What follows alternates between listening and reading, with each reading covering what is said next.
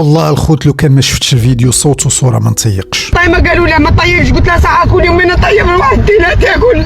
عقلك يحبس. واللي كان واقف معاهم عبد الحق ديروا حسابكم باللي الدوله جات داتها دروك. كيف ما عندنا فيضانات خصكم تعرفوا ان في الجزائر كاين فيضانات تا هما عندهم لكن بحده اقل. تبون ماكش تسمع في المعاناه تاع الشعب، ماكش قاعد تسمعها، والصحافه هذه ماهيش قاعده توصل في صوت الشعب. الناس المتضرره في غليزان وفي مناطق اخرى بقات كتسنى المساعدات والامدادات مده اسبوع، يعني اسبوع وما كيباتوا فوق الوحل والماكله ما كايناش. شاب اسميتو عبد الحق غيور على الوطن ديالو، طوع وبدا كيطيب ليهم وكيعطي للناس المتضرره، وكيصور في هذا العمل اللي كيدير بالنسبه لي عادي، ربما يعطي الفكره للناس اخرين ويتضامنوا كيف ما واقع الحال في المغرب. يجيو ليه البوليس كيديروا ليه المينوط وكيديوه. الام ديالو ما صبراتش، كتهدد في فيديو انها تحرق راسها.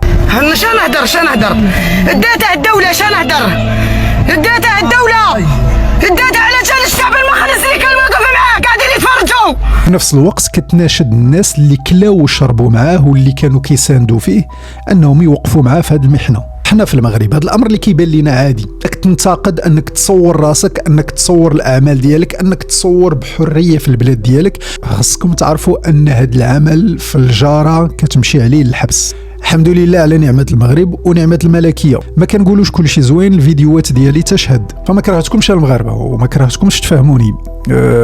نتضامنوا مع هاد لو جون عبد الحق كيف ما تضامنا مع رايان قبل، ماشي رايان ديال المغرب ولكني رايان ديالهم اللي كانت شد في الحبس فقط لانه قال عندنا البطاله وتشكى من بعض الامور وكانوا جاو داوه من الدار، والام ديالو مسكينه كانت.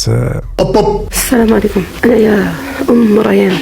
الدولة صوالي عاود هجموا علينا هنا وقالنا في حسن الله. طلب الاخوه المغاربه ونتمنى ما تبخلوش علينا بالبارتاج ويكون تيك توك سبب في انقاذ روح بريئه.